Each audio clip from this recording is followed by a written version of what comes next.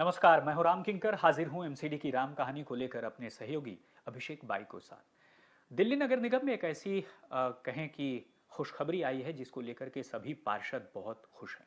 तकरीबन 250 पार्षदों को ये लगता है कि अब उनके दिन बहुरेंगे। लेकिन मैं ये कहता हूं कि अभी इंतजार कीजिए, क्योंकि आने वाले दिनों में कुछ और वक्त लग सकता है और ये खुशी काफूर भी हो जाए, इसके लिए भी बहुत सारे ग्राउंड हैं।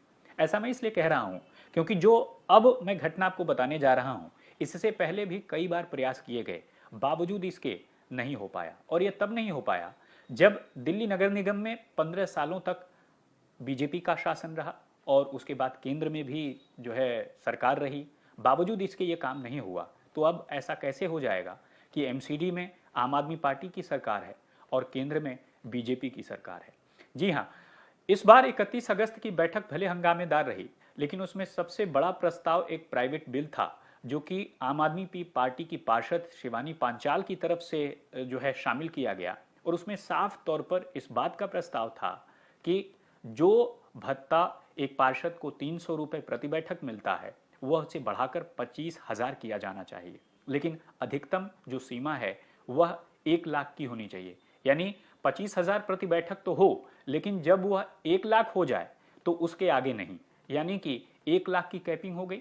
और दूसरी सबसे खास बात कि एक पार्षद तकरीबन 4 से 5 बैठक ऑन एन एवरेज एक महीने में लेता है। तो साफ है कि ये जो बढ़ोतरी होगी, इसका भार क्या दिल्ली नगर निगम उठा पाएगा। एक आंकड़े के तहत तकरीबन 30,000 करोड़ रुपए का भार जो है इस पूरे इशू में पड़ेगा। और यही वजह है कि देखना यह है कि निगम की खस्ता हालत को देखते हुए क्या ऐसा कर पाना मुमकिन होगा। और ऐसा इसलिए काफूर हो जाएगा क्योंकि मुझे याद आता है कि 2009 के करीब एक बार प्रस्ताव बना था, तकरीबन 15 से 16,000 रुपए बढ़ाने का प्रस्ताव हुआ था। लेकिन वह प्रस्ताव भी केंद्र सरकार की तरफ से अनुमति नहीं मिल पाई।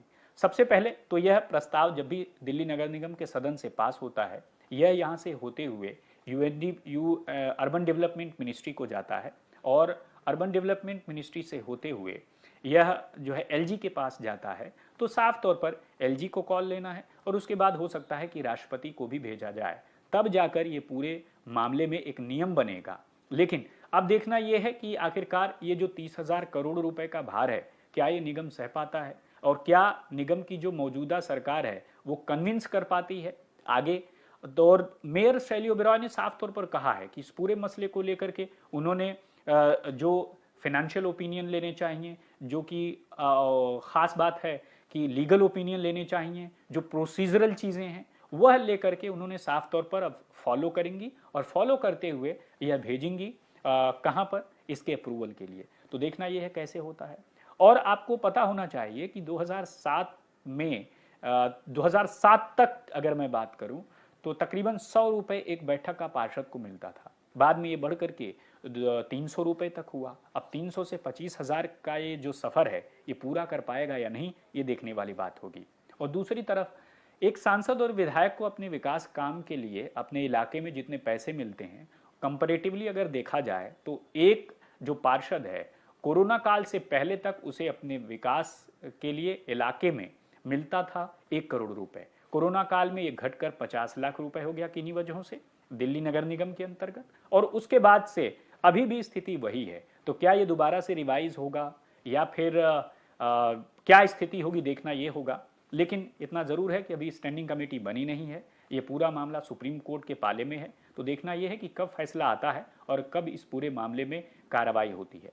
लेकिन इतना ज़रूर है कि मैं कह रहा हूं कि अभी खुशी मनाने का अवसर नहीं है। ज़रा देखिए यह पास होता है या नहीं होता है, क्योंकि इसको पास करना केंद्र सरकार के हाथ में है। और यही वजह है कि पार्षद भले ही फौरी तौर पर खुश हो जाएं, लेकिन बीजेपी ने इसका विरोध जतला दिया है। विरोध दो वजहों से। एक तो कहा कि 31 अगस्त को वो बाइकॉट किया उन्होंने सदन का, और इसी का मौका पाकर के इस प्रस्ताव को पास कर दिया गया। दूसरा ये कहा गया कि यह दरअसल एक प्राइवेट प्रस्ताव था, यानी ये एजेंडे में शामिल नहीं था। अब एजेंडे में शामिल का मतलब ये होता है कि वो कमिश्नर के जरिए पुटअप भी होता है और उसके बाद वो सदन के पटल में रखा जाता है। तो बीजेपी का ये आरोप है कि कमिश्नर के जरिए सदन के पटल पर नहीं रखा गया, बल्कि एक प्राइवेट मेंबर बिल है। यानी ठीक उसी तरह से जैसे संसद में कोई भी प्राइवेट मेंबर बिल ला सकता है और अपनी तरह से अपनी बातों को रख सकता है। तो खास बात यही है कि ये जो खुशी है वो काफूर हो सकती है, कुछ ही वक्त की है, लेकिन इसके लीगल एस्पेक्ट को कैसे देखा जा रहा है, क्या कोशिश की जा रही है, और वो ऐसी कोशिश जो पिछले 2 बार असफल हो गई थी इस बार सफल हुई, उसकी क्या गारंटी है। तो ये बहुत सारे सवाल हैं। मुझे लगता है इन सवालों का जवाब जब फौरी तौर पर मिल जाए तभी सच्चे अर्थों में खुशी मनानी चाहिए। तो इस वीडियो में फिलहाल इतना ही। मुझे दीजिए इजाजत, फिर हाजिर होंगे एक नए मुद्दे के साथ। तब तक आप देखते रहिए एमसीडी की राम कहानी राम किंकर के साथ।